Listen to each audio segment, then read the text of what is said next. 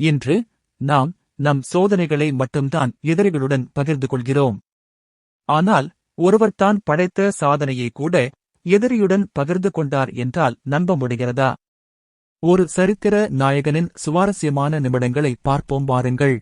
1973 ஆண்டு ஏப்ரல் 3 நாள் செங்கல் அளவுடைய டப்பா ஒன்றை கையில் வைத்துக்கொண்டு நியூயார்க் நகரின் ஒரு பரபரப்பான தெருவில் தனியே பேசிக் கொண்டிருந்த ஒருவரை அங்கிருந்த மக்கள் அனைவரும் விசித்திரமாக பார்த்தனர். சிலர் அவர் ஏதோ மந்திரவாதி அல்லது மனநிலை சரியில்லாதவர் என்று கூட நினைத்தார்கள். அப்போது அவர்களுக்கு தெரியவில்லை, இவர் செய்த சாதனை தொழில்நுட்ப உலகையே புரட்டிப் போடும் என்று. சரி, யார் அவர்? அவர் அப்படி என்ன சாதனை செய்தார் என்கிறீர்களா? இன்று நாம் பயன்படுத்தும் மொபைல் போனை கண்டுபிடித்து சாதனை படைத்த மார்ட்டின் கூப்பர்தான் அவர். மோட்டோரோலா நிறுவனத்துக்கும் பெல் லேப்ஸ் நிறுவனத்துக்கும் இடையில் யார் முதலில் மொபைல் போனை கண்டுபிடிப்பது என்பதில் ஓர் தொழில்நுட்பப் போரே நடந்து கொண்டிருந்த சமயம் அது. மோட்டோரோலா நிறுவனத்தின் பொறியாளராக பணியாற்றி வந்த மார்ட்டின் கூப்பர் எந்தவித உயர் கனெக்ஷனும் இல்லாமல் பிறரிடம் உரையாடக்கூடிய உலகின் முதல் போர்ட்டபிள் செல்போனை எந்தவித ஆர்ப்பாட்டமும் இன்றி கண்டுபிடித்து சாதனை புரிந்தார்.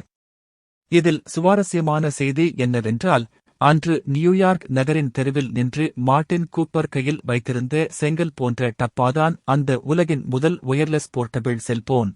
மார்ட்டின் கூப்பர் தான் கண்டுபிடித்த போனை சோதித்துப் பார்க்க ஒரு நம்பருக்கு டயல் செய்தார். உலகின் முதல் செல்போனிலிருந்து முதல் கால் யாருக்கு செய்தார் தெரியுமா? அவருடைய பரம எதிரியும் செல்போன் தயாரிக்கும் போட்டியில் மோட்டோரோலாவுக்கு கடும் சவாலாகவும் விளங்கிய பெல் லேப்ஸ் நிறுவனத்தின் தலைவரான ஜோயல் எங்கல் என்பவருக்குத்தான். ஜோயல் எங்கல் தனது அலுவலக மேஜையில் அலறிய லேண்ட்லைன் போனை எடுத்து ஹலோ என்றார்.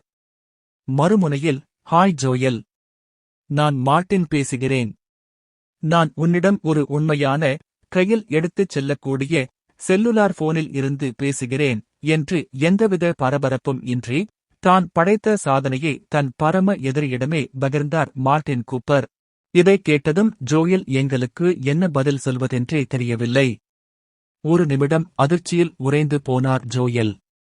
தனது தோல்வியையும் மோட்டோரோலாவின் வெற்றியையும் ஜோயலால் நம்பவே முடியவில்லை.